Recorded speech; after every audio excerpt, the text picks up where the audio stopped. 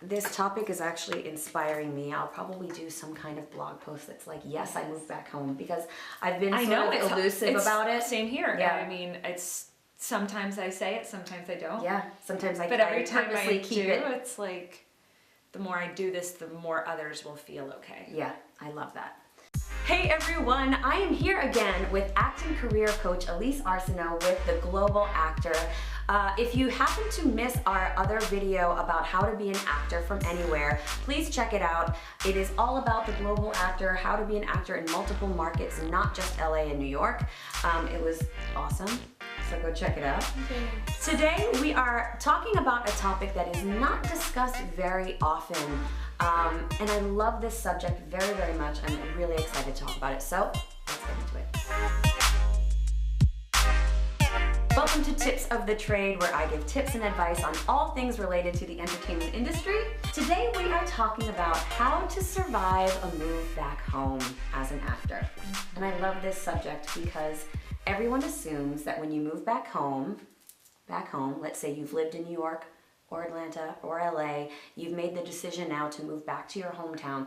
Everyone considers this the nail in the coffin. End of your career, there is no more. Right. But it's so not true. So not true, especially today. I mean, really, you can have a career from anywhere. So first of all, no, you're not alone. If you find yourself in this situation, we've been there and we've made it work. So first, I just want to acknowledge you and say that it's really okay.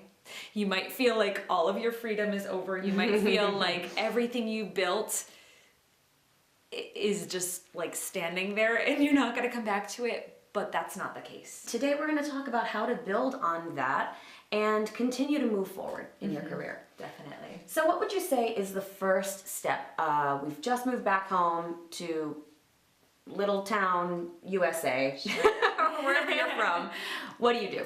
Well, a few things that I did when I had to make this transition several years ago. The first thing I did was found an acting community to tap into.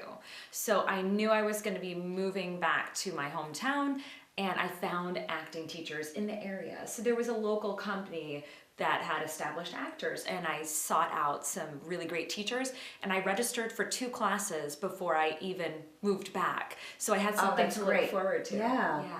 Then the next thing, I would find some kind of self-care routine or some outlet that makes you find joy or release stress or release like tears, whatever it is. But for me, that was running. I would just get really frustrated and I would just go for a run and I would be able to reset. Right. So for some people, it might be hiking, yoga, painting, whatever works for you.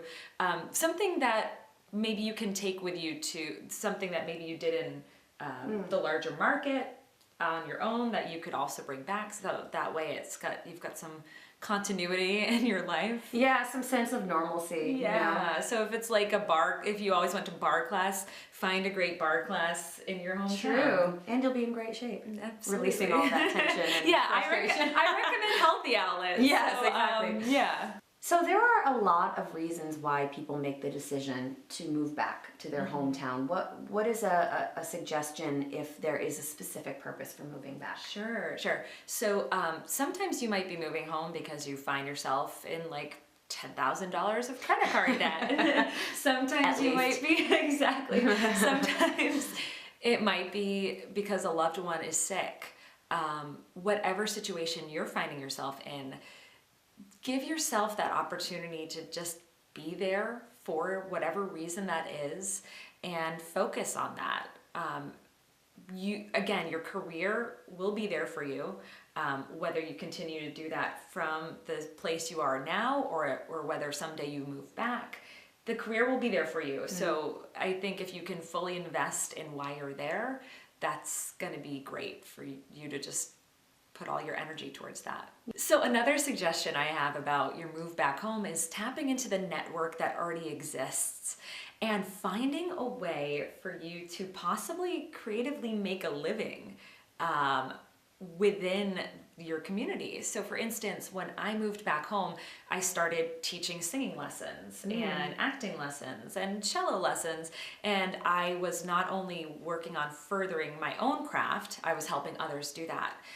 So I was able to I wasn't waiting tables as much. I was doing things right in line with my craft. Right. So there might be an untapped market. I was talking to an actor recently who said she started a home organizing business, and her teacher, her 5th grade teacher, became one of her first clients. Oh, so it's cool. really cool what tends to happen. You've got this supportive community that's known you forever and might be super excited about you pursuing your acting dream after all of these years, and they're just excited to reconnect with you again.